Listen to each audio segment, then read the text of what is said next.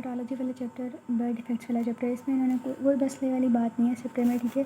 इतना मुश्किल चैप्टर नहीं है, पहली बात। दूसरी बात ये कि यहाँ पर स्टार्ट हम करते हैं इस चैप्टर को। स्टार्ट में हमें यही बताया हुआ है कि different causes and structural, functional, metabolic, behavioural और हेरिडिटरी डिफेक्ट्स, डिफरेंट तरह के हमारे पास डिफेक्ट्स होते हैं, उनके डिफरेंट तरह के कॉजेज़ होते हैं, ठीक है। अब उन्होंने कहा, साथ में बताया हुआ है कि 8 मिलियन चिल्ड्रन जो होते हैं world wide serious bird defect problem से वो सफ़र कर रहे होते हैं। क्लासिफिकेशन बर्ड डिफेक्ट्स की होती है वो डिफरेंट क्लिनिशियंस डिफरेंट तरीके से करते हैं, लेकिन basically time of onset of the injury या उसका पॉसिबल कॉज क्या है, वो कब होना शुरू हुई और पैथोजेनेसिस उसकी क्या है, इसकी वजह से इसकी बेसिस पर हम उसे डिवाइड कर देते हैं। उसके बाद टेराटोलॉजी होती क्या है, एम्ब्रियोलॉजी और पैथोलॉजी एक ब्रांच है जो कि प्रोडक्शन, डेवलपमेंटल एनाटमी और जो मेल फॉर्म्ड एम्ब्रियोज और फीटसेस हैं उनके साथ कंसर्न होती है ये ब्रांच, ठीक है। बेसिकली सर्टन स्टेजेस जो होते हैं एम्ब्रियोनिक डेवलपमेंट के, देखती है कि कौन कौन से स्टेजेस जो है ज़्यादा वर्नरेबल हैं किसी भी फॉरेन एजेंट से अफेक्ट होने के, ठीक है। अब फिर डिफरेंट हमारे पास आ जाते हैं। उन्होंने सबसे पहले बताया हुआ है कि सबसे पहले यही समझा जाता था कि सारे जो इन्वायरमेंटल एजेंट्स हैं उससे एम्ब्रियो जो है वो प्रोटेक्टेड होता है। इसकी वजह ये कि फीटल मेम्ब्रेन होती हैं बाहर और यूटेराइन वॉल्स, एब्डोमिनल वॉल्स वगैरह होती हैं। ये नहीं पता था कि बाहर की कोई चीज़, कोई एक्स्ट्रा इन्वायरमेंटल फैक्टर्स जो हैं वो भी अफेक्ट कर सकते हैं। उसके बाद फिर क्या हुआ कि रुबेला वायरस जो था उसका केस डॉक्यूमेंट किया गया कि उसकी वजह से कैटरैक्ट्स, कार्डिक डेफिशिएंसी, डेफनेस, आई, हार्ट, ईयर्स, इधर जो था ना प्रॉब्लम प्रोड्यूस होने लग गया, ठीक है। रुबेला वायरस की वजह से कैटरैक्ट, कार्डिक डिफेक्ट्स, डेफनेस, आई, हार्ट, ईयर्स, ठीक है। मतलब आईज़ से यानी कैटरैक्ट्स को हमने इसको हम कर सकते हैं, ठीक है। अगर हमने इनके पेयर बनाने हो, eyes, cataracts, cardiac defect, hearts, मतलब इन तीनों प्रॉब्लम्स में, ठीक है। इन तीनों प्रॉब्लम्स को अफेक्ट हुई रुबेला वायरस की वजह से। और क्यों हुई, क्योंकि उस क्रिटिकल पीरियड में रुबेला वायरस ने अटैक किया जब आइज़, हार्ट और ईयर्स की डेवलपमेंट हो रही थी, ठीक है। CCD से हम कर सकते हैं cataracts, cardiac defects and deafness, ठीक है। अच्छा, उसके बाद आ जाते हैं हमारे पास थैलिडोमाइड ड्रग, जो कि सेडेटिव और एंटीनॉजिएंट के तौर पे यूज़ की जाती थी, लेकिन ये लिम्ब डिफेक्ट्स, हमने लिम्ब वाले चैप्टर में पढ़ा कि लिम्ब डिफेक्ट कॉज कर रही होती है, ठीक है। और दूसरे मेंटल डिसऑर्डर्स भी ये कॉज कर रही होती है अर्ली प्रेगनेंसी में। 7 to 8% जो होते हैं बर्ड डिफेक्ट वो ड्रग, इन्वायरमेंटल और वायरसेस वगैरह की वजह से हो रहे होते हैं, लेकिन मोर देन 10 जो होते हैं % डेथ्स जो हो रही होती हैं वो बर्ड डिफेक्ट की वजह से हो रही होती हैं, मतलब इतना ज़्यादा वाइड स्प्रेड है। उसके बाद स्पाइना बाइफिडा सिस्टिका आ जाता है, ठीक है। ये भी ऑब्जर्व किया गया है, मेजर बर्ड डिफेक्ट है, 3% से नियोनेट्स में होता है। एडिशनल डिफेक्ट्स जो होते हैं 6% जो होते हैं 2 ईयर्स एज तक जाके विजिबल होते हैं उनका इंसिडेंस, ठीक है। और 8% होते हैं 5 ईयर ओल्ड चिल्ड्रन तक।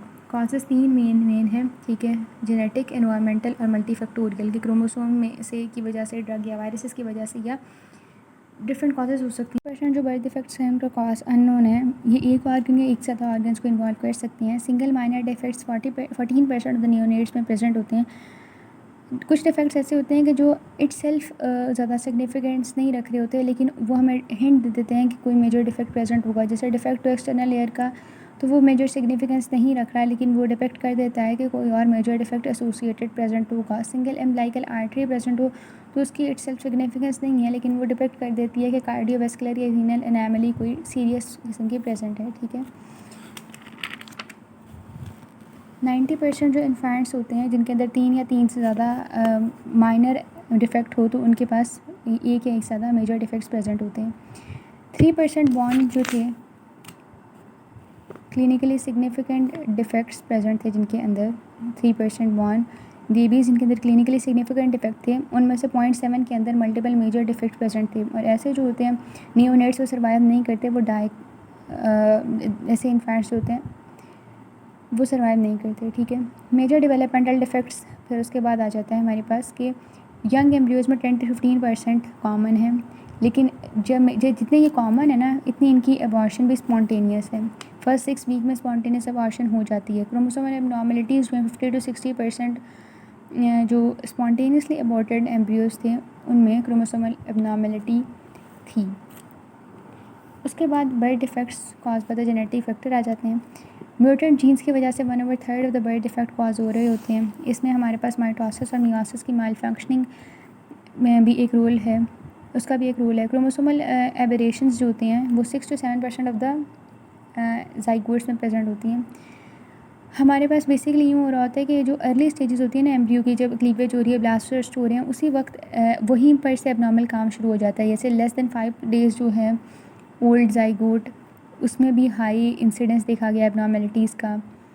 60% से ज़्यादा डे 2 क्लीविंग ज़ाइगोट्स जो थे वो एबनॉर्मल देखे गए, यानी जो हैं काफ़ी डिफेक्टिव ज़ाइगोट्स, ब्लास्टोसिस्ट और 3 week ओल्ड एम्ब्रियोज़ जो थे वो डिफेक्टिव देखे गए। लेकिन ये भी देखा गया कि ये जो होते हैं ऐसे, ये स्पॉन्टेनियस एबॉर्शन इनमें होती है। क्रोमोसोमल एबनॉर्मेलिटीज़ न्यूमेरिक या स्ट्रक्चरल एबनॉर्मेलिटीज़ हो सकती हैं। ये सेक्स क्रोमोसोम और ऑटोसोम क्रोमोसोम्स दोनों को अफेक्ट कर सकती हैं और हर एक की कैरेक्टरिस्टिक फिनोटाइप होती है।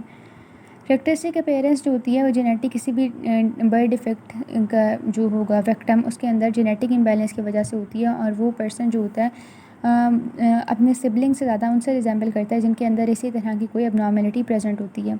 ये एबनॉर्मेलिटी बेसिकली इनिशिएट होती है बायोकेमिकल लेवल पर, सब सेलुलर, सेलुलर या टिश्यू लेवल पर। और ये जो एबनॉर्मेलिटीज़ कॉज होती हैं इनका वही मैकेनिज़्म होता है जो कि किसी भी टेराटोजन का, ड्रग का, इन्फेक्शन का होता है, उसी पाथ पर, उसी इसका जो होता है तरीका होता है कि जिससे ये अफेक्ट कर रही होती है। उसके बाद न्यूमेरिक क्रोमोसोमल एबनॉर्मेलिटीज़ आ जाती हैं। Numeric chromosomal abnormalities basically chromosomes के अंदर नॉन डिस्टिंक्शन से हो रही होती है। नॉन डिस्टिंक्शन माइटोसिस, मियोसिस दोनों में हो सकती है, मियोसिस 1, मियोसिस 2 में। बेसिकली इसमें ये होता है क्रोमोसोमल पेयर जो होता है वो एक डॉटर सेल में ही चला जाता है और दूसरे डॉटर सेल में बिल्कुल वो क्रोमोसोम रिसीव नहीं होता। ये जो नॉन डिस्टिंक्शन है ये जब गैमेटोजेनेसिस हो रही है पेरेंट्स के लेवल पर, उस लेवल पर भी ये नॉन डिस्टिंक्शन हो सकती है। क्रोमोसोम जो सोमेटिक सेल के अंदर प्रेजेंट होते हैं बेसिकली वो होमोलोगस क्रोमोसोम की फॉर्म में प्रेजेंट होते हैं। Normal female 22 pair of autosome, 7 sex chromosome होते हैं, 2 X। लेकिन in the case of male 22 autosomes के साथ X and Y chromosomes present होते हैं।